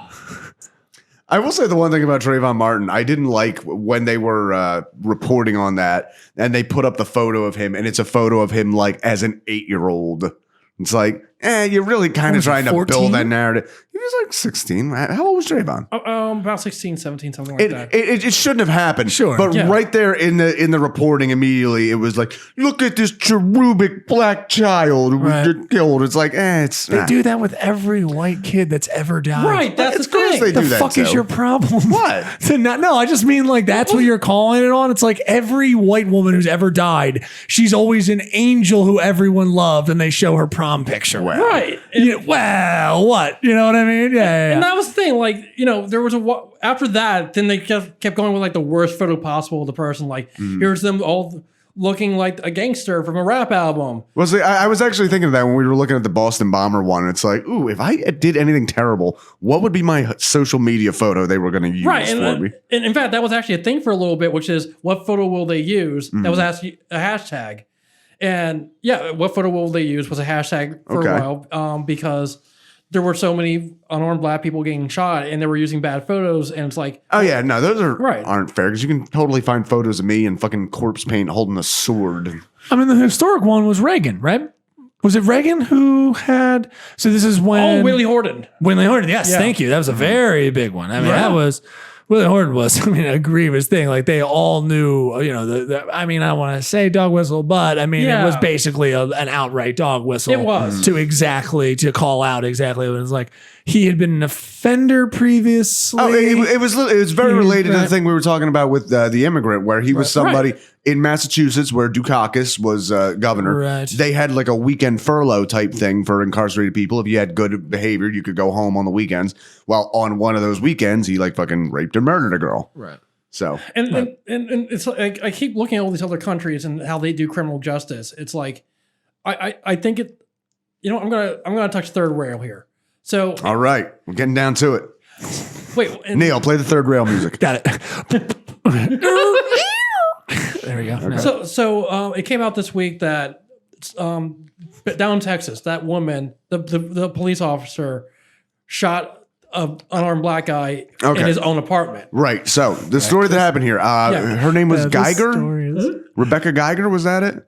I know the last name was Guyger. Pretty much, she was an off-duty police officer, returned home to her apartment complex, thought she saw a guy going through her apartment complex, pulled her gun and shot him, and in the worst case of this happening ever, going, "Oh, this isn't my apartment." Yeah. Is my face red and you're a carpet. Yeah. Anyway. Yeah. But yeah, she got actually held responsible for once. Which is How important. could she not? There's no. She's such an angel. I mean, to let that go, it would have been so insane. And the thing is, like, I always talk about this. When it comes to Black Lives Matter and, criminal justice reform, there's just so many moving parts. Part of it is the judges. Like, we don't talk about this enough. We don't talk about the judges really matter. And think about it. You go to your polling place, you have to vote for judges. You're like, I don't know who any of these people are. And if you're like me and I have done this, you close your eye and you just kind of randomly hit as many buttons as you can, open your eyes and goes, okay, I guess that works. Because we don't know. And that's a problem too. Like, we need to know who our judges are and who's running. Because they decide how the punishment is going to go to a large degree.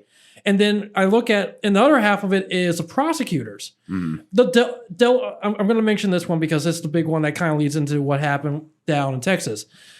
Baltimore. So what happened in Baltimore was the prosecutor, it was a Freddie Gray case with the rough ride in Baltimore. This guy was put back in a police squad, a police wagon. Right. In Baltimore, and he got... They found him with like a broken neck at the end of it. And he died because of it. And it was a practice in Baltimore of doing rough rides to basically, mess people up before they got there, which is messed up in so many ways. So the person dies, and the prosecutor goes for first-degree murder. And yeah, prosecutors fuck up on shit like that right there.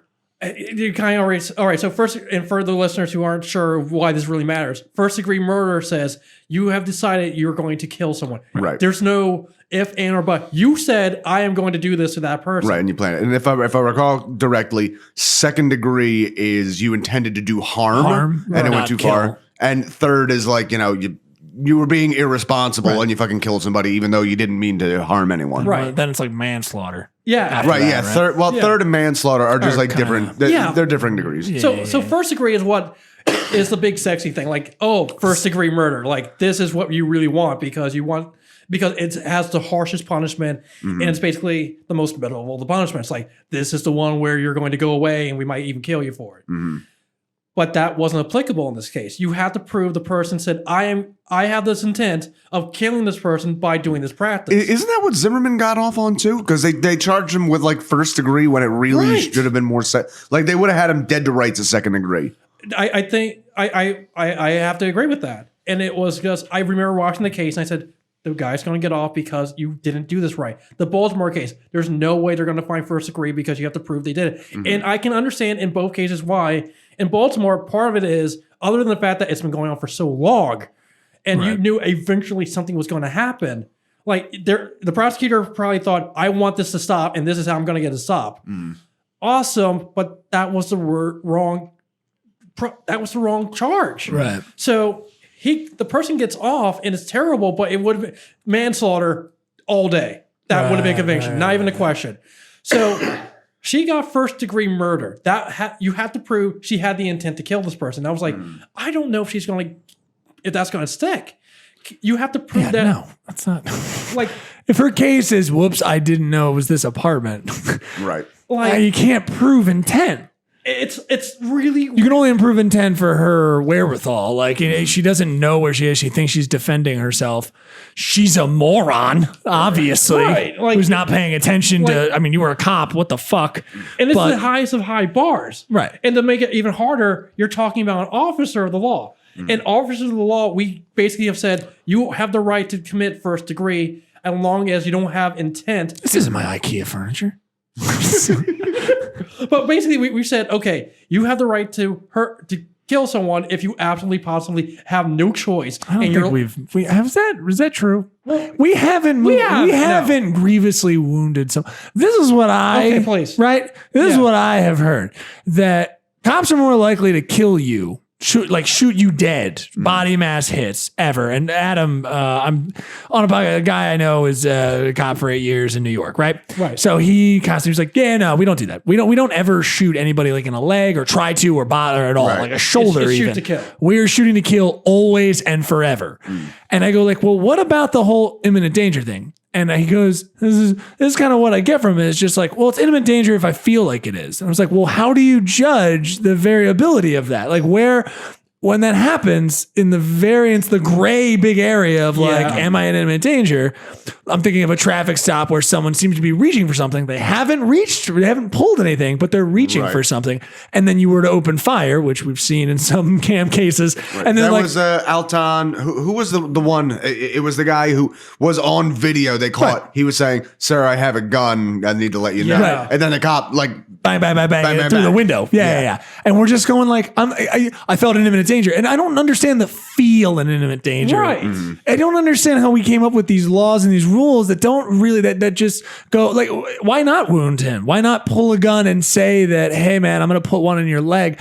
In some of these cases where I don't know. I don't understand why I think it's a bullshit excuse. And I think the cops, as he's talked about it, and how he said it, I think it's bullshit. I think if I can be a little cynical, ahead. I'd honestly say a big part of it is probably like dead men tell no tales. No, I know, exactly. And dead men don't really. that's- they're not able to sit up there and like be injured and be pitied. No, you're not wrong. I think because that's been talked about, and they talked about it as a rule because it also becomes very convenient when you can't have a case, Right. if they don't show up about these kind of. And I don't want to be that cynical, Right. and I hope that again, I'm not stating facts That's here. okay. No, I understand what you're saying though. Like that may be part of it. And the reason I'm saying that we as a society have said you have that power is because we have either by hook or by crook, we've kind of given them the leeway to go, okay, we can't handle this ourselves. We're giving you the authority to do certain things.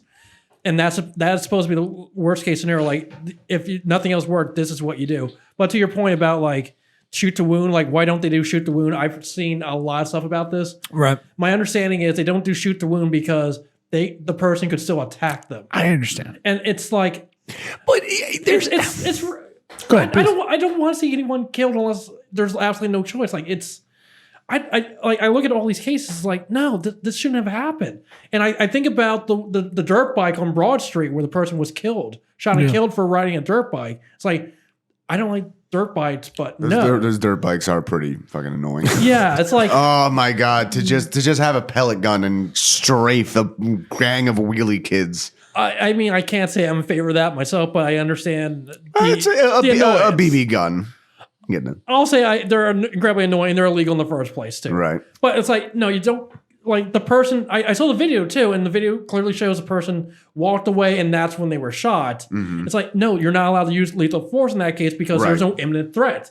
And so this person, so police officers by and large have this thing where they're rarely going to get a murder warrant charge because that's kind of what they're expected to do to some degree. That doesn't mean it's right in any way, shape, or form. I'm just saying, like, we as society have said, this is kind of like, we kind of get it. So Right. They do get a bit too much of it though. yeah, and like The bulk of your job is fucking hassling teenagers, for fuck's sake. Let's be honest. well, in some parts, yeah. Well, hold on. We're talking a lot about death here, and this might be a good place to start bringing us in for a landing. Well, let me at least wrap this part up Hit it up, because I yeah, said yeah. third. You need to. I said third rail. So she got convicted for murder one. we don't know what third rail means, right? or do we? I don't know. No, Well, that's if I'm live on gonna the guess, third rail. I'm gonna guess is politically the third rail you don't touch because there's no way of winning it is police corruption. Am I right? no, Damn it. no, not this one. No, it's like Crying white ladies. so she gets convicted for first degree murder, which is unheard of, and it's good because that's. I think second degree probably would have been the better charge, but first degree you intended, and based on what had happened, like the text before and afterwards, it's like, yeah, there probably is reasonable reason to think there's intent. People were mad about her getting 10 years. I am weird about this. So this is the third rail for me. Like, I don't believe people should be in jail for forever and a day. Right. Period. Like, the only people who really should be in jail for forever and a day are people like Charles Manson. the problem with our system is we're so much on punishment, but we don't do reform. Right. And the idea that this is the exception to the rule is the thing I have a problem with. I don't like the idea of people in being jail forever because at one point they need to come back into society. Like we can't just lock people away and call it a day. Like Right. That's insane. And it's definitely disproportionate. Like they're like some black guy does that, they're probably gonna be locked away for a very, very, very long time. Warranted or not, that's this in proportion and that's wrong. But I don't think people should be put away for forever. So like Varvakery, as horrible of a jerk he is, he got what, 10, 12 years? Wait, Varg Vikernes? Yes. So the max you Varg can get- Vikernes got 21, which is the max you can get in Norway. Yeah, and then they even extended it a few times because they had no choice. Like Well, the guy, also he tried to escape. oh yeah, sometimes. it's like that's like Bad motherfucker. Oh, I'm just thinking of a lanky fucking nerd guy. You're not- You can't get a hold of me. Look up Varg Vikernes. Yeah, usually exactly. yeah, what it no. would be. I always Varvakery. I thought No, it's Vikernes. No, it's Vikernes. Funny for a Satanist, his birth name is Christian Vikernes. well, no wonder he changed Varg, that. V-A-R-G. Varg. Yeah, it'll come up from that. Just I type believe. in Varg, they'll come right up. Vikernes. Yeah, just a skinny little fucking dork, and that's all him after he got out. Yeah, the far right, that's him Oh, when he yeah. got locked up. But that See don't this cover one? links. Yeah, look at this little precious angel. Yeah, again, they had Yeah. reported that they thought they had too much. It was too good there. That was they thought that it was too good. Life was so good and it afforded them so many privileges. like a dungeon. Yeah. and I was hired. It's like their entire system is based on reform, and like that's what I want in America. So I don't agree. Like 10 years, oh god, Yeah. Holding a mace. Sorry for just the audio listeners. Just him holding a mace like a bat, just If being like, people only knew, throw that softball. if people only knew how much this big scary metal shit is all Lord of the Rings nonsense. oh A god, lot of it is for them. Yeah. and it's like no, like 20. We need to go to a system of more reform and short sentences, and that's really what I want. Like it's insane that she got a short sentence in the sense that proportionally, like that's insane. Like the way we do this doesn't make sense. And I've seen other people like mine go, we're mad that she got a short sentence, but we also think that it's to the point of we should have shorter sentences, period. Right. So, Yeah, that's never going to get passed in America. well, I think we're at the point where we're getting, you know what? I always say Trump did two good things, and I always give him credit for two things. One was the gun bill that he passed. It was recent, right? Right, it was very recent. I can't Okay. remember the name of it right now, too. Bump stock. Oh, yeah, the bump stocks, yeah. Like That's awesome. Very Credit all day. obviously needed to happen a while ago. Yeah, And of course. another thing I'll give him credit for is I only passed because I thought they said Trump stock. It's soaring, as always. Very true. best stock ever. And the other thing is the criminal justice reform bill that they had been working on for forever and a day. And it has it tries to get rid of mandatory minimums. It tries to reform the system. Like, that's what we need. I wonder how much the opioid crisis might have assisted with that, because now we have a lot of white people of influence who are having, family members locked up on drug charges. Yeah. And that's been like the thing that's been weird to me. Like, I remember growing up in the 90s and the early 2000s and hearing about people strung up on opiates in one way or another, like crack and all this other stuff. And it was on nightly news, like, oh, that's sad. But no one did anything. And then opioids became a thing about 4 or 5 years ago. And like, I guess they're going to treat this just like they did before. And then like, no, this is a real problem. We have to do something. Like, that's awesome. I kind of wish we were doing this before in the 90s. Well, I will say, and this might sound apologist kind of thing, but I do think that's not exactly a one-to-one. I've heard people say, once it hit the white neighborhoods, then you gave a shit. Like, well, yeah, but the thing is, the opioids being dealt is not leading to like hardcore gang warfare in the street for control of that market. That was what made crack so dangerous, was, the gang element that was the distributors of it, like fighting each other. Right, but it's still like we didn't do anything to help the people who were addicted. Oh yeah, we that's the didn't main do thing. anything for them either. But And I that's why I wish we had done. Like, we need to do more reform stuff. All right, I'm totally off whatever format you're trying to do. No, we're gonna- talking about death. We're bringing it in for a landing. No, we're going to fix the world and we're going to do that one death at a time. That's right. That's right. So I've stumbled into saying it multiple times because you said that a lot of your family's passed away. But what was your first experience with death? Unfortunately, It was back when I was a kid. the first thing I really remember in terms of someone passing away was an aunt I was really close to. And I think she passed away when I was 6 or 7, maybe even 8. And we went to the funeral, and that's all I really remember at this point. And she was survived by her husband, and we still go to the husband's house for years. And we would go for like New Year's Eve and a few other things. It was really fun. And then he passed away when I was 13. And I didn't take a lot of things. There were 2 things I wanted. One was this weird instrument that I cannot remember what on earth it's called. It's a giant piece of wood with strings on it, and you plug a string, it comes up with a note. A guitar. Not a guitar. It was just flat. Like, it was a really flat. A dulcimer. Maybe. I think it was I think it might have been a dulcimer. So I got one of those. I was like, that's neat, because I always played around with it as a kid. And he had a copy of a book called The Hot Zone. The Hot Zone is a book about the Ebola virus. Oh, okay. Yeah, and I don't know why I was drawn to it. It was like, it had a really neat looking cover, I guess. And I picked it up, and I still have never finished the book because every time I start reading it, I get sick. Yeah. Okay.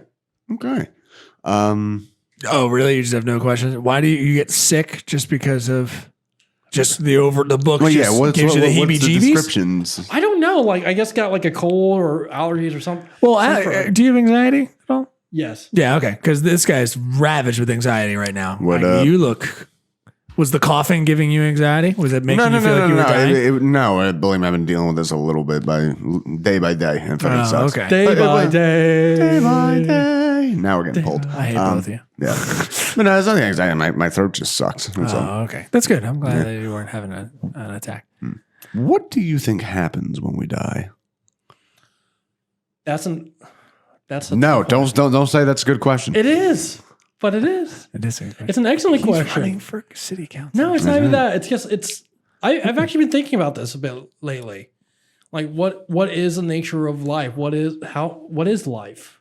Where do we go? Like, what happens? Like, we have a better understanding of what happens to our corporeal forms.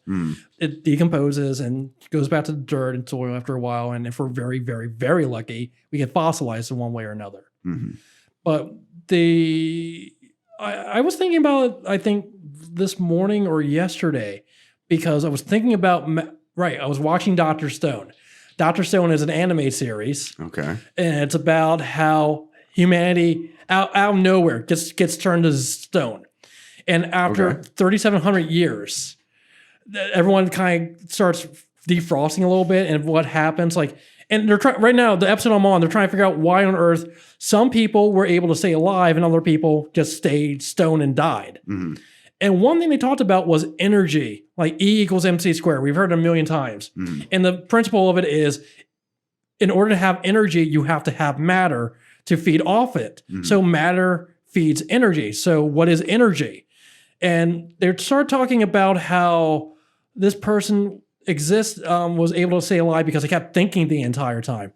But if you're not able to eat or drink or anything, so they're trying to figure out that part in the mythology of the show. Okay. But it got me thinking, like, well, what is energy? And how does energy transfer? And if you ever watched the movie AI by Steven Spielberg? Yeah. Originally written by Stanley Kubrick. Yes.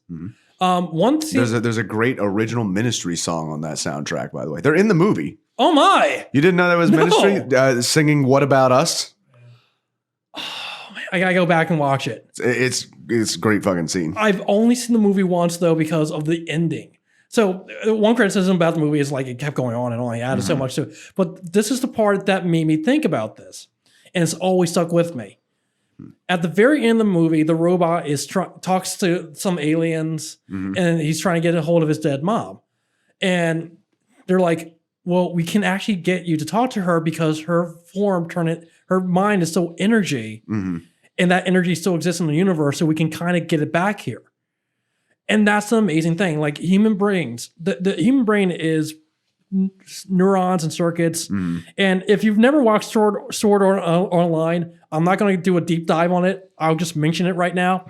At one point, they talk about what is a soul, because in the game, they're trying to make AI so advanced that it actually has a soul. And they made characters, like thousands of characters in this game, that multiple generations, they have souls. And they're called floodlights in the game. in the series. It's just mind blowing hearing that. And the idea of energy and what is the soul and what is that comprised of is something I've been thinking of quite a lot. So what do I think happens when we die? I don't know. And I think about energy. And I always hate saying that too. Like I don't try to go into this very often because I hate people who do that. Like, well, there's Just energy. a very spiritual person. Very I feel spiritual. like We're all just like waves on a pond. There's energy. So I try not to. But that's why I mentioned. Do you want there to be an afterlife? I do. Okay. I honestly do. That's probably where we should start. Yeah. Like I want there. I hope there is in one way or another. I think there is. Right. I remember one friend of mine said, he told me what his idea of hell was because I'm gonna say this, and he's like, "Oh, you're all about hell and all that stuff." So I'm gonna tell you this. He said, "I think hell is when you die, you're shown all your life, and if you're happy with it, that's heaven. If you're unhappy with it, that's hell." Ooh. And I was like, "That's really deep," and that kind of stuck with me too. I don't like that. I'm in hell just thinking about that. Well, I think we all are, and that's the thing. Like, and like the idea of like there's an afterlife. I honestly, in one way or another, I think there is. I never talk about what I think it is, but I will say I think there is something out there. I hope so. I hope so. Personally, I hope so too. Yeah.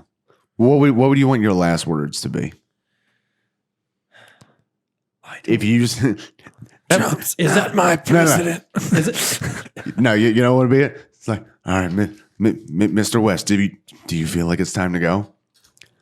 That was a good question. Nailed it. I'm afraid to answer that question because I'm worried that someone's going to come in through the door, and that will be it. Yeah, right. I mean, That's tough. I mean, well, it's good if you think that there's going to be an afterlife. If you hope, that's good. That's a good thing to keep with you. Hope's a good thing to have. I probably, you know what? I probably would say something. I probably would wind up quoting Futurama and go, "I request a satanic funeral." I love that guy. That guy is awesome, and I yes, can't wait to tell my husband's bird. oh, I think they were booing the bigamy part of that one. Oh, right. Yeah. All right, well. That's right. I'm a bigamist. Okay, so Larry West, bigamist, and political agitator. And if you've learned nothing from this episode, it should be vote Republican. Larry, where can we find you on social media? Do you have any art shows coming up? We actually didn't get into your art that much. Well, you're not going to do it. We don't have that queued up, bro. Yeah, we don't have that. Sorry. I thought Jesse was just going to do the song. Yeah, you just- Why, I'm glad you asked, Jesse. Why, you can find all my artwork and more at LarryWestProductions.com. I'm also available on Twitter at Mark Skull, Twitter.com/Mark Skull. If you're looking for Facebook, make sure it's Facebook.com/LarryWestProductions. Fuck yeah. There you go. Yeah. All right. There you go. All right, yeah, you got it up on the share. Mark Skull. Is that with a K or a C? That is with a K. Okay, just checking. Although I sort of done it A with little a bit. C. We got a nice little site here. UI photography, UI design, graphic design, illustration. Yeah, this guy, I worked with this guy before. All I have to say is you would be an idiot to not have this guy working at your fucking company. Like, you would really have to not know what you were doing to have this guy not working at your company. And as someone who has a job interview coming up, I greatly appreciate hearing that. That's right. I do have an event coming up. So the Darksome. Oh, dude, I really like the fucking Circle Jerk cat. I hadn't seen the band Circle Jerks. This is not like the cats playing poker, but For anyone listening, they can see it. But if you're not listening, it's the band. For everyone familiar with the band Circle Jerks, there is the Skanker. It's called the Skank, which probably doesn't sound great when you say you have a cat skank, but Sure, that's what it is. It's that's nice. Yeah, Josh Cohen. I already said cat Circle Jerk, so I don't think it's any worse than Yeah, that. but I just said skank and then the word cat. Hey, by the way, you're doing all these benefits and stuff like that. Just like to say, you know what brings in the dollars? What? Comedy benefit. If you ever want to put it on for something, Yeah, always. yeah, I'll make some money for the Philadelphia GOP. That's right. Well, I'll plug an organization I'm with. I'm with the Mount Airy Art Garage. I'm a board member there. Wonderful. It's a great organization. We do a lot of things to help emerging and established artists, and not just Mount Airy in the Northwest, but the entire Philadelphia area. And I'm really proud of what we've done. We're going to a new development. Okay. New phase of our cycle. We're moving to a new building in a few months, and we're very excited about this. We'll be able to have art shows again, and we do need to do benefits. So I'll actually propose it. Perfect. Once again, I have parlayed this show into a on-air demand booking. Well, of course. And I'm always about that. But I will be doing the Darksome Art Fest at the Rotunda on October 26th, whatever the last Saturday of the month is. All right, there you over go. at 40th and Walnut. All right, cool. We'll definitely have that on the description of this. Neil, what you got coming up? I'm actually going to be gigging, and I'm going to be opening up for Shea Guerrero, a friend of the podcast. I'm opening up for him in Virginia. So that's going to be really cool. I'm excited for that. That's going to be October 19th, I believe. Nice. So I'm going to get some more details for you guys. And that can go to, and of course, this Thursday, go to Nerds with Words podcast and go to the tours. I'm sorry, dates and details section, and you can check out the comedy show at the Pop In in Chalfont. And it is a lot of fun, and those do sell out. So it's only $7 to buy online. It's $10 at the door. Great drinks, great food. You can check all that stuff out at nerdswithwordspodcast.com. Nice. All right, at Jesse Dram, at Magic Misery Tour. Right now, my only booking is until December 26th, and that's a John and Pete, so that's going to be a fucking weird one. But yeah, that's it. This has been the Magic Misery Tour. Larry, thank you for stopping by. In my day, we had mystical tours.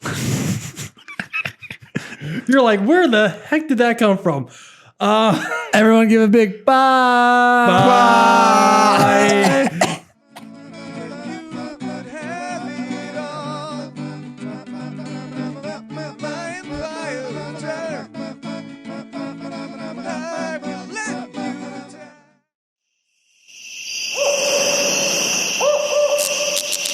This has been a DropTent Media production.